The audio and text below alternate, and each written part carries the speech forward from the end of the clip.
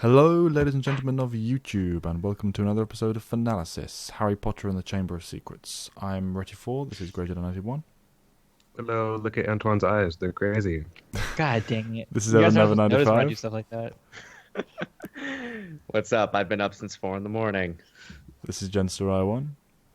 Justin Loyal, unafraid of toil. And this is Antoine Bandelay. And yes, we do always I notice when you do solemnly that stuff. swear that I'm up to no good. Chapter 3, The Burrow. Matt, lead us in with a summary of this extremely complex chapter. Okay, well, in chapter 3, they go to the Burrow, which is the Weasley home out in the countryside. So that's basically it. There's no summary. Let's just talk about it. Flying yes. cars! Opening up the It's chapter with a tap-tapping on the window from Ron Weasley. This is the one moment in the movie where you really noticed Rupert Grint's voice starting to crack. Hiya, Harry. Got way deeper, like over that summer. Yeah. Yeah. Yeah, like just abruptly. Yes, yeah, it noticeably cracked between films, that one, for sure. Yep.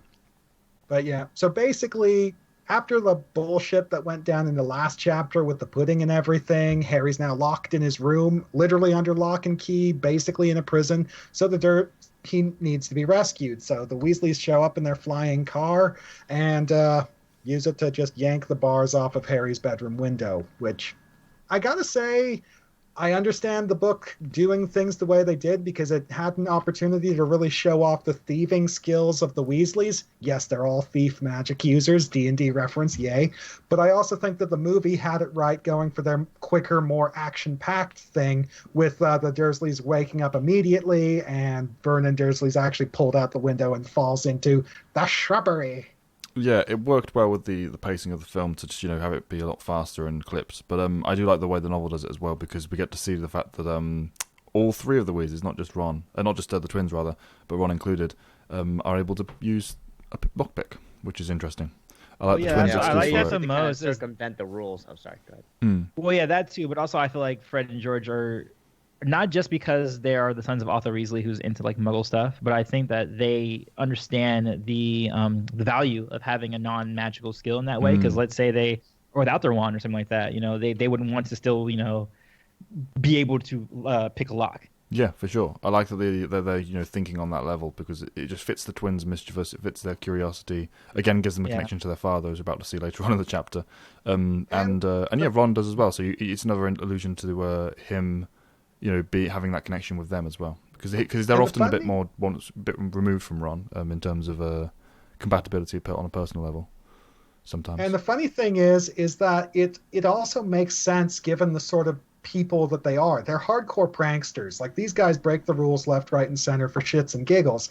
And it makes sense that people like them would want to be able to bypass magical locks through non-magical means. It's a lot like our man Jacob kicking open the door to Graves' office in the Fantastic Beasts movie. It's like, well, how do you get around an enchanted lock? Well, you could pick it. Yeah, exactly. You don't have to use magic, They which can is why also- Muggles are more ingenious in that way because they had to, because they didn't have and they say like it might be slower, but it gets the job done. It's worth knowing. It Right. makes sense too because in this world, aside from what Filch wants to do, the punishment is almost always no magic. So whether they have access to magic or not, whether they have their wands or not, they will not be thwarted in their efforts to rule break. They will be able to. Like that's just their mentality. And that could be the origins of why they did it in the first place. They could have been in detention with Phillips, and they're like, "Oh man, we're always stuck in here. Like, how are we gonna get out? We gotta figure out this Muggle stuff." Stumble upon the Marauders map. Dad? The funny thing is that I could totally see the twins taking Muggle studies specifically for that purpose. It's like, even if Muggle studies is horrifically out of date in regards to its approach to Muggle tech, like, we've all played the Azkaban video game. I've seen their classroom. It's all 60s era stuff. But at the same time, that's still useful knowledge because there's a lot of 60s era tech that's still in use today. Or more so, was in use in the late 90s when this was taking place. Speaking of slightly older tech, I love the Flying Ford Anglia. I love the visual of that. I always have. It kind of fits that Harry Potter aesthetic, despite being slightly dated. Even then, I love that design. I don't know what I like enjoy the about it. pacing of the It's nice. the first part of the chapter because it does feel like this is where like if this was a series or like an episode or something, this is like when they get the send off, especially when he has a line of like "See you next summer." You can hear like the music like swelling or like the whimsical music going on, like da da da da, like and roll credits. Right. Absolutely, yeah, that would be an episode ending, despite the fact that very little has happened, by this point. That kind of did happen in the movie because there's a big fat musical cue, like after he falls out the window. Dursley, I mean. So he's like brushing himself off and watching them go. So kind of, yeah. And it's a great way that the magic is punching its way back into the story in this way, because the Dursleys are seeing like a flying car drift away and all that kind of stuff. Yeah.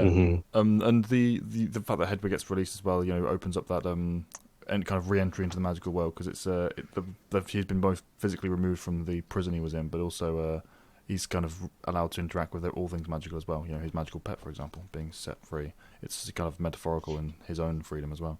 But I like the mundanity of the next few pages as well, because unlike the film, it doesn't just cut straight away to the Burrow. We get an actual conversation. Yeah, we get a conversation and travel between. That's the best thing about novels. That's the sort of thing.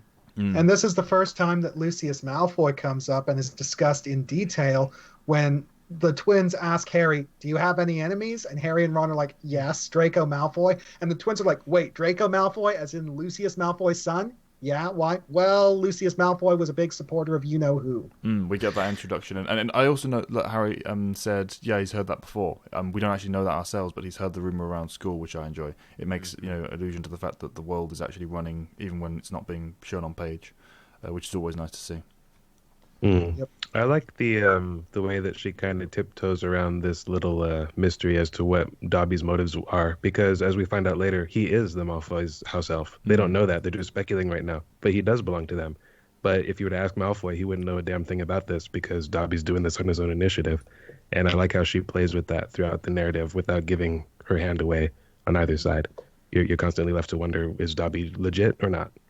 As we've said before, her mystery work always tends to leave you kind of wanting more information, or thinking that you have the right information already, and just sidestepping it with a new piece of information later on. Again, we're seeing it from Harry's perspective, so every theory that they come up with, no matter how valid it seems to us, could be completely off base just from the fact that it's through their knowledge base. Yeah, it's in the next chapter, not to jump ahead too much, but like Ron says something to Malfoy like, "Oh, I bet you're surprised to see Harry here. Like your plot didn't work," and like Malfoy just doesn't even acknowledge it because he doesn't know what the fuck he's talking about. So in his head is thinking, "What, right. Weasley? What are you talking yeah, about?" like you Weasleys really are stupid. Yeah, but that's what he's thinking. So, but yeah. But at the same time, it also really makes a point about Dobby himself. It's like there's a lot that he will overlook, but there does come a point where his own sense of morality transcends the magically enforced loyalty to the Malfoy family, because he knows for a fact that he is being disloyal to his family doing what he's doing, but things with the Malfoys have truly come to the point where he's willing to accept the need to punish himself because holy fuck, look at what the Malfoys are doing. Which carries into his autonomy in later books. We're given the impression that he's always chafed under their kind of dominion. It's not just like a new thing based on the fact that they're doing evil again now. But yeah, it definitely sends him looking for the loopholes more ferociously. It's a dynamic of being a house elf. Creature can do this too. It's just oriented completely different. Yeah. Another part of the setting that I really like with her work, how she defines the different kind of personalities and levels of willingness with the house elves.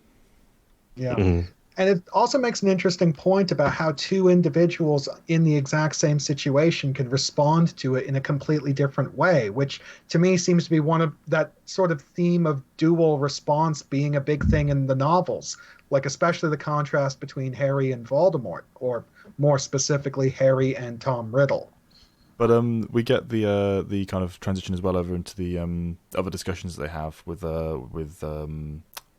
they have the owl discussion here with Errol and Hermes, Percy's why he wasn't receiving any letters. That was Harry's first question. Yeah. Keeping in contact. And then also the discussion of the Ministry of Magic as well, because we get to learn that misuse of Muggle artifacts office. Mr. Weasley works for them in their small department. It always struck me as odd that one of the departments that would seemingly be most busy had like two guys working for it. You'd think that a misuse of Muggle artifacts would be a common occurrence in Wizarding Society. It is. That's why he's overworked. Well, yeah. I get what you mean. Why don't they put more priority on it? Because those are wizards and they don't care. Yeah. I mean, if you start down that line of questioning, like the whole thing unravels. The Ministry makes no real sense. Oh yeah, the Ministry is one of the biggest problems with the It entire also makes you world wonder building what setting, like sure. the criteria for misuse would be. You know, Basically, enchanting it like any sort of Yeah. enchantment. right? anything that could expose the secrecy. But yeah, The actual intro to the Burrow for me, like the strongest memory I have of it would be Chamber of Secrets, because it's like I think it's the very beginning of the game. And yeah, then exactly the game. The way it's described in this book, in the sense of like, you know, you see like the pins and the pigs and then the tilted housing or whatever, like is perfectly represented in the video game, and then you can actually interact with that space in that area, which is very nice. I was going to say the exact same thing. My predominant memory of most of the Hogwarts setting is built on that game. Right. I think we're like the only people on YouTube who still talk about those games. They're good. The early ones very good were games. good I'm not saying games. they're not. It's just it's been so long. Yeah, I do want to play those again. But yeah, the arrival when they kind of sweep down the drive with the narration in the game overhead is basically verbatim from the book. So it's no note, car gone. The diatribe from Mrs. Weasley is just stuck in my head, so I have to read it And like she that. does in a book good now. job of putting the side by side of her being like this plump, short woman, kind face, and then like, but she looks like a saber-toothed tiger. You know, Yes, she did yeah. a really good job of representing Mrs. Weasley in like a sentence. The twins as Not well. like You a sentence, get in a kind of a new sentence. flavor of the twins with their kind of okay, brace yourself. They're Right. clearly like oh dear, about their mother kind of storming up the drive. Yeah, it's sort of awkward because it's not just kids being yelled at by their mom. It's you're in the position of Harry, who's the visiting friend, Yeah. watching the friends Oh, being yelled at by the mom, which Secondhand is embarrassment. who is sometimes worse. who has seen than that being before, where firsthand. you've been like next to a family member that's getting absolutely destroyed by their parents, and then they'll just Right. turn on you and go, Yeah. "But I don't blame you, of course. Welcome to the Right, house. Nice yeah. to see you again." Yeah. It's that kind of societal politeness. Awkward. Always very awkward. Yeah. But Harry's just enchanted by this magical place he's been taken to, because this is kind of his re-entry into the magical world, and it's the wonderful homely Right. And first time being location of into a the Burrow. magical family's home, like an actual home space where just natural magic is happening all the time. Not like Hogwarts where it's like, taught and regulated. It's just like, no, this is magic run free. So you have like the Living, clock yeah. and the pans washing themselves, stuff like that. And despite the kind Cooking of itself. the obvious eccentricities, it's a very homely place. This is the Burrow is a sort of place where I think most people will have their own kind of interpretation from real life. They'll have their own parallel to a family friend, just their own family having this sort of place where you can go and visit and be apart from your own usual home, and still feel like you're there. It's nice that Harry has this as well, because he obviously doesn't even have the original point of home as well, outside of Hogwarts, obviously. You feel like he's welcome, you're welcome. It's just a lovely space to be in, because Yeah. again, the family. Oh, and then she also freaks out because we get the first establishment of like being seen, which is a setup for something that happens a little bit later, by Muggles, and why that is such a terrible thing, and also Wizarding compromising priorities their as well. fathers. Wizarding priorities. Right. You could have died. You could have been seen. It's like Right. sort the priorities out. At least she does that. And even seeing the chores that they do, like the denoming was another thing From the It's game, freaking yeah. awesome and amazing. But I also like to think that like Newt Scamander would have like taken issue with the way that they denomed, which is just like flinging them, like tossing them around. And then and it's funny because when you have see to Ron and treat Fred who live in humanely. this.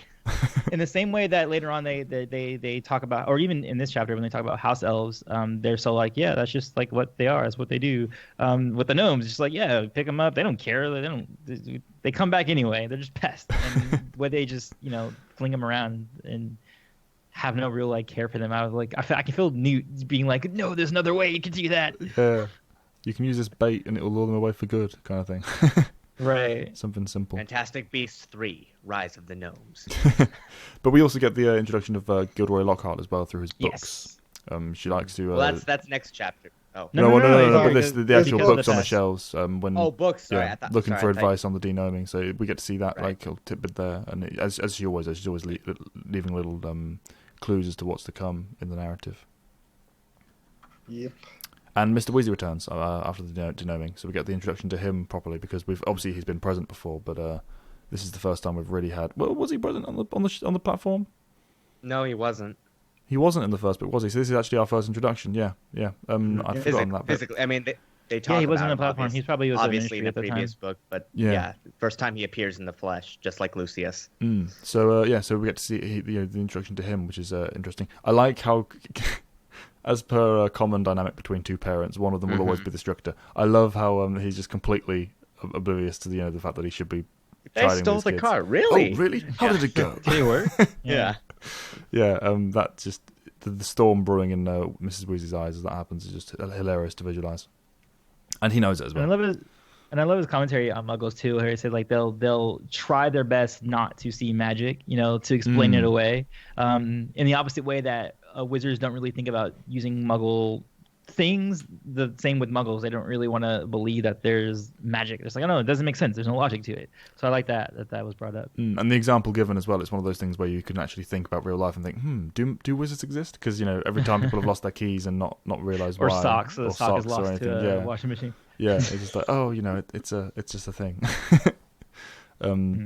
Yeah, so it's nice you can have that little bit of. That's actually got me thinking about a weird ass thing that happened just a few days ago. I was just sitting here in my room. I had my blinds open so I could actually see out the window.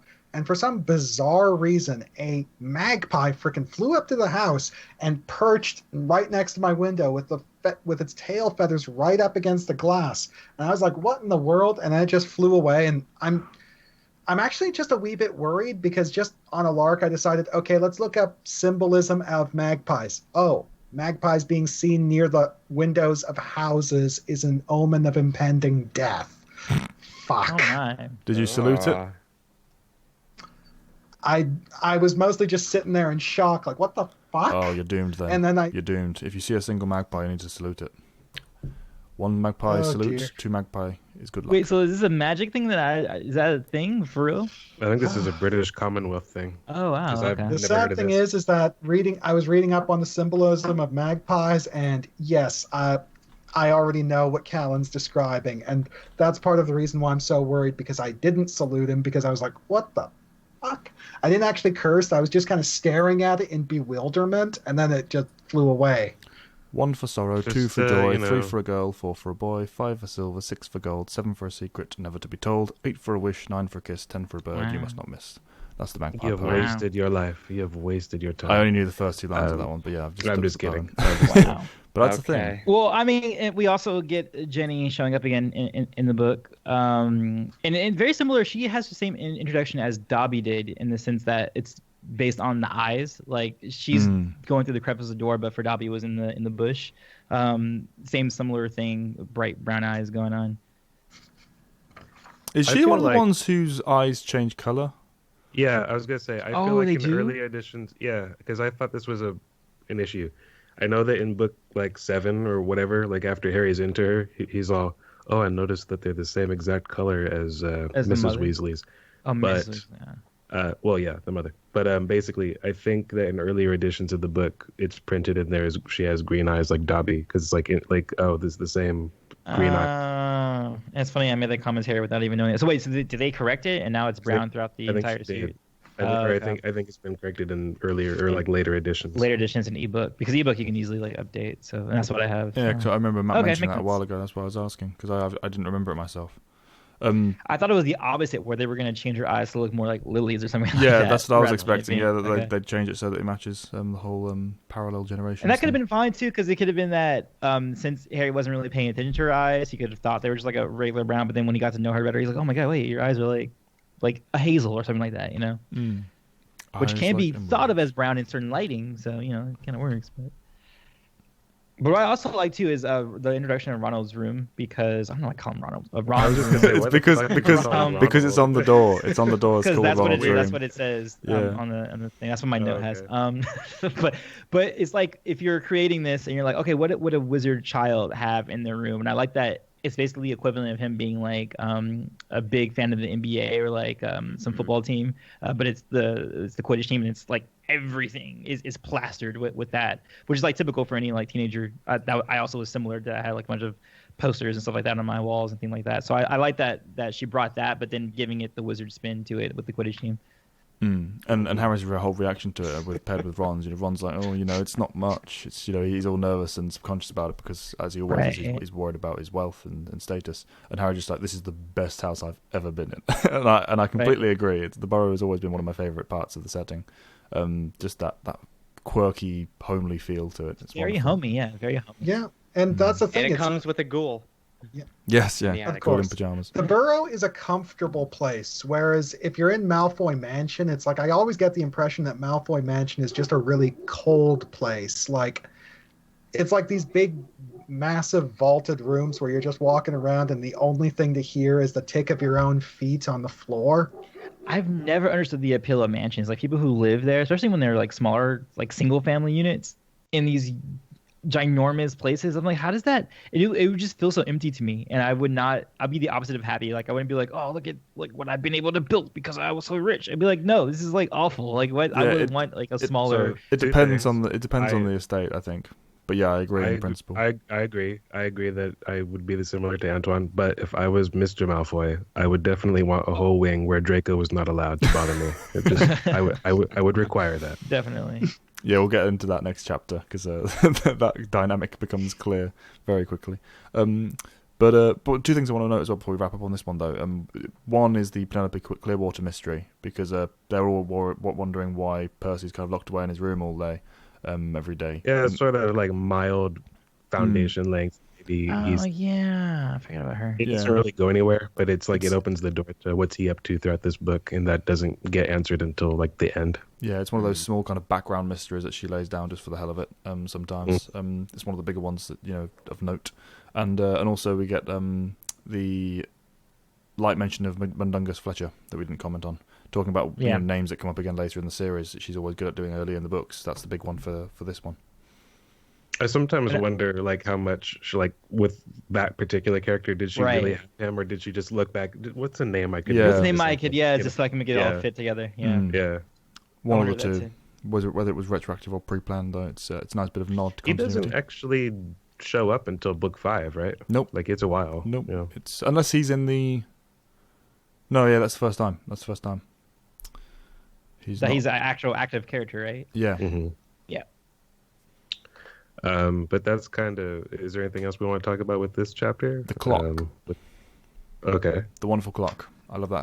That's the only thing I want to mention. I love that kind of icon of the Burrow, and how it develops more tonally as the series goes on. It starts off being mundane, saying, eat breakfast and and have that stuff here, and then I can't remember what it actually has. Mortal danger. Yeah, and then it becomes mortal danger later on in the series. But yeah, that's the chapter wrapping up basically. Not much else to say on that one. See you guys next week for Flourish and Blots, where we have a lot to discuss in terms of the Malfoy dynamic, as I said before. I'm RT4 and I still don't have an outro. Gridget 91, outros are stupid. That's my new one. Evan over 95. We hope you guys enjoyed. We'll see you guys later. Ron's ears went pink. Good night. Antoine Bandelay, mischief managed. Goodbye.